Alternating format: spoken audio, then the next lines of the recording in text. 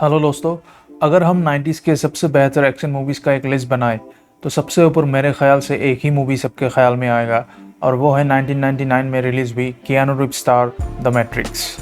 Movie में दिखाए गए एक्शन नेक्स्ट लेवल के थे और दर्शकों ने इससे पहले ऐसा एक्शन सीक्वेंस पहले कभी नहीं देखा था। स्लो मोशन का यूज़ करके एक्शन को हर कैमरा एंगल से परफेक्ट दिखाना मैट्रिक्स मूवी का एक नायाब तरीका था और इसीलिए इस मूवी को ऑस्कर सेरेमनी में 4 ऑस्कर अवार्ड से सम्मानित किया गया था। ये अवार्ड्स थे best visual effects, best sound editing और बेस्ट फिल्म एडिटिंग के लिए। सिर्फ 63 मिलियन यूएस डॉलर में बनी इस मूवी ने उस वक्त ही करीब 465 मिलियन यूएस डॉलर की कमाई की थी। अगर इंडियन रुपीज़ में इसको कन्वर्ट करें तो ये करीब 3600 करोड़ रुपीज़ के आसपास होगा। तो दोस्तों, आज के वीडियो में मैं इसी मूवी से जुड़ी कुछ इंटरेस्टिंग फैक्ट्स आप लोगों के साथ शेयर करूंगा। तो बिना देरी किए वीडियो को शुरू करते हैं। डायरेक्टर्स लाना और लिली वाचोव्स्की पहले इस मूवी को एक कॉमिक बुक सीरीज की तरह रिलीज करना चाहते थे। इससे पहले उन लोगों ने मार्वल कॉमिक्स के लिए कहानी भी लिखी हुई थी, मगर बाद में उन लोगों ने सोचा कॉमिक्स की जगह अगर इस कहानी को पर्दे पे उतारा जाए तो दर्शकों को ज़्यादा पसंद आएगा और इसके लिए वो लोग वार्नर ब्रदर्स स्टूडियो के पास गए। लेकिन स्टूडियो ने उन लोगों का ऑफर ये कह के ठुकरा दिया कि वो लोग अनएक्सपीरियंस है। अपनी काबिलियत साबित करने के लिए वाचोव्स्की ब्रदर्स ने बाउंड नाम की एक मूवी बनाई जो कि 1996 में रिलीज हुई थी। इस मूवी को देखने के बाद स्टूडियो ने दोनों भाइयों को द मैट्रिक्स मूवी बनाने के लिए ग्रीन सिग्नल दे दिया। कियानू रीव्स से पहले ये मूवी विल स्मिथ और निकोलस केज को ऑफर हुई थी, मगर विल स्मिथ को इस मूवी की स्टोरी ही समझ में नहीं आई और उनको लगा ये मूवी बॉक्स ऑफिस में नहीं चलेगी, इसलिए एक्टिंग का ऑफर ठुकरा दिया। इधर निकोलस केज उस वक्त एक जाने माने एक्टर थे और वो इस तरह के रोल करके ट्रिक्स नहीं लेना चाहते थे और इसलिए उन्होंने भी ये रोल करने से इनकार कर दिया और इस तरह आखिर में ये रोल मिला कियानू रीव्स को।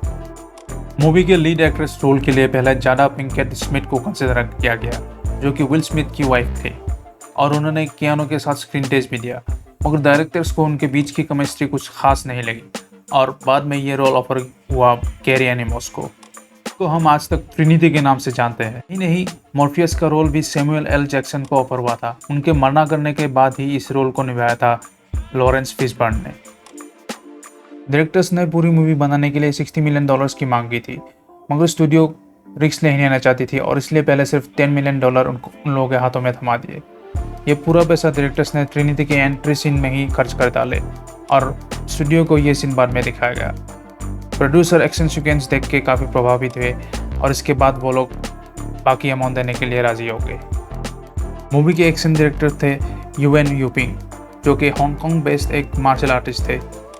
उन्होंने हॉलीवुड के कई सारे एक्शन मूवीज़ में काम किया है। इनमें से कुछ पॉपुलर मूवीज़ के नाम है fist of legend, crouching tiger, hidden dragon, kung fu hustle, fearless और ड्रंकन मास्टर। मूवीज़ के एक्शन सीक्वेंस फेक ना लगे इसके लिए लीड एक्टर्स को 6 महीने की कड़ी ट्रेनिंग दी गई थी। ज़्यादातर एक्टर्स ने अपने एक्शन सीक्वेंस खुद किए और इस दौरान वो लोग इंजर्ड भी हुए। ट्रिनिटी का रोल कर रहे कैरी एनिमोस ने अपने पैर की हड्डी तुड़वा ली थी, मगर किसी को ये बात नहीं बताया। उनको डर था अगर ये बात डायरेक्टर को पता चल गई तो उनको कहीं रिप्लेस ना कर दे।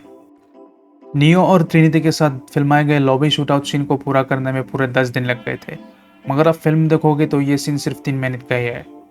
मूवी का सबसे पॉपुलर बुलेट टाइम सीन जिसमें नियो पीछे की तरफ झुककर गोली से बचता है, इस अकेले सीन को शूट करने में 120 कैमरों का इस्तेमाल किया गया था ताकि एक्टर का 360 डिग्री व्यू मिल सके। मूवी के कॉन्सेप्ट को अच्छे से समझने के लिए फिलोसफी के कई सारे फेमस बुक्स एक्टर्स को पढ़ने के लिए दिए गए थे।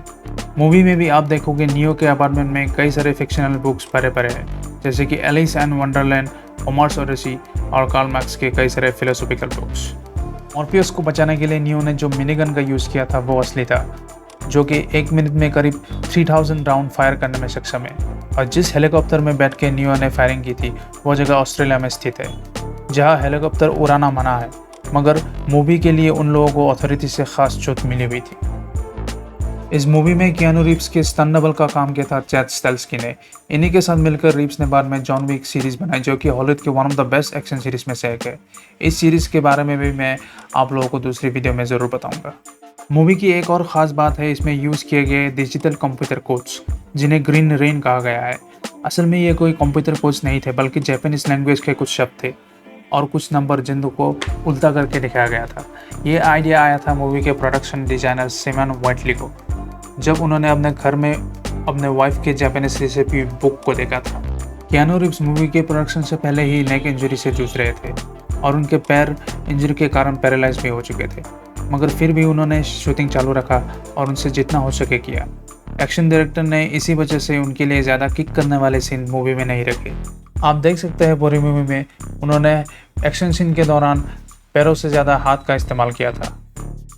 तो दोस्तों, ये थे मैट्रिक्स मूवी से जुड़े कुछ इंटरेस्टिंग फैक्ट्स जो आज मैंने आपके साथ शेयर किए। हर सक्सेसफुल एक्टर के करियर में एक ऐसी मूवी ज़रूर होती है जो उसके करियर को एक नया मोड़ देती है और जहाँ से उसको पीछे मुड़कर नहीं देखना पड़ता। कियानू रीव्स के लिए ये मूवी थी द मैट्रिक्स, जिस मूवी ने उनको हॉलीवुड इंडस्ट्री में सक्सेसफुली एस्टेब्लिश किया। शायद इसीलिए कियानू ने अपने प्रॉफिट के करीब 50% कैंसर से जूझ रहे मरीजों के इलाज के लिए डोनेट कर दिया था। मुझे तो ये फिल्म आज भी उतनी ही अच्छी लगती है जितनी पहली बार लगी थी। हीरो के साथ साथ विलेन एजेंट स्मिथ का रोल निभाने वाले ह्यूगो यूबिंग ने भी इस मूवी में कमाल का काम किया था। हालांकि द मैट्रिक्स के बाद आई बाकी दो मूवी क्रिटिकली इतनी सक्सेसफुल नहीं थी, मगर कमाई के मामले में सबको पीछे छोड़ दिया था। आपको ये मूवी कैसी लगी थी जब पहली बार आपने देखा था? कमेंट बॉक्स में ज़रूर बताएं। आज के वीडियो में बस इतना ही। अगले वीडियो में किसी और मूवी के बारे में आप लोगों को बताऊंगा और उनके फैक्ट्स आप लोगों के साथ शेयर करूंगा। Till then, goodbye, take care.